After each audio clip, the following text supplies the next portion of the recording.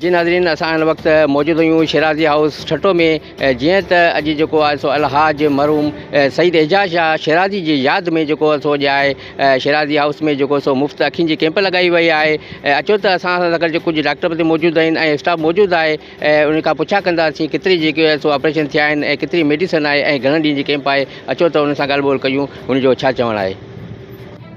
जी नाज़रीन, जीअं त असां गॾु हिन वक़्तु मरकज़ी तंज़ीम आरआई जो सदर जेको आहे शफ़ीक आरआई असां सां गॾु मौजूदु आहे। उन खां अचो त पुछा करियूं था त हिन वक़्तु जेको घणा ऑपरेशन थी चुका आहिनि ऐं हिन वक़्तु जेको ऑपरेशन जे जेके रूम में जेको सो घणा मरीज़ जेको सो अची चुका आहिनि। अचो त उन खां पुछा कयूं ऐं हुनजो छा चवणु आहे। जी शफ़ीक भाउ, जेको अॼु कोई कैंप लॻी पई आहे, हिन में जेको सो हिन वक़्तु घणा ऑपरेशन मरीज़ थी चुका आहिनि, अखियुनि जो ऑपरेशन थी चुको आहे ऐं उन खां अलावा जेको हीउ कैंप जेको सो घणा ॾींहं हलंदी।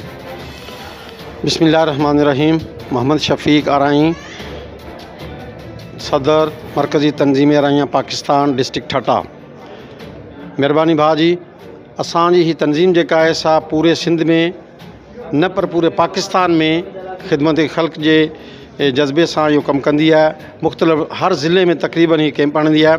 हिते असां हींअर जेको कैंप कयो आहे उहो असांजो हिन ज़िले जो महबूब लीडर सैयद एजाज़ अली शाह शिराज़ी साहब, जेको पाण बि सॼी ज़िंदगी जेको आहे सो ग़रीबनि जी ख़िदमत कई, त असांजे वॾनि असांजे ख़ासि कर जेको सरपरस्त आहे असांजी तंज़ीम जो अब्दुल मजीद आरआई साहब ऐं असांजो फिनांस सेक्रेटरी आहे ज़ीशान जावेद आरआई साहब, उन्हनि जो तमामु गहरो तलुक़ो, तमामु वॾी दोस्ती हुई साईं सां, साईं जे ॿिए भाउरनि सां, साईं जे जेको आहे सो पुटनि सां, साईं रियाज़ शाह सां, साईं शफ़क़त शाह सां। त उन हवाले सां उन्हनि इहो कैंप हिते हयो आहे।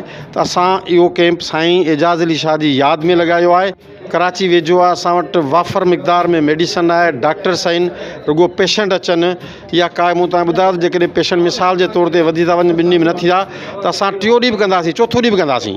पर इहो चीज़ न आहे त असां लिमिटेड आहिनि, हेतिरा अचनि ॿिया न अचनि। तव्हां इन पंहिंजे मीडिया जे तवसत सां इहो मैसेज ॾींदुसि त जेतिरा बि अचनि असां इनशाला कंहिंखे वापसि न कंदासीं। उनखे लेंस पवंदा, उनजो ऑपरेशन थींदो ऐं उनजे लाइ असां बाक़ाइदा जेको आहे सो असां वटि अरेंजमेंट आहे। इहा ॻाल्हि न आहे त असां वटि चंद आहिनि, लिमिटेड आहे, इहा चीज़ न आहे। जेतिरा बि हूंदा इनशाला कंदासीं। नाज़रीन, जीअं त जेको हिते जो कैंप जो जेको आरआई जेको आहे ज़िले जो सदर जेको आहे शफ़ीक आरआई सां असांजी ॻाल्हि ॿोल थी।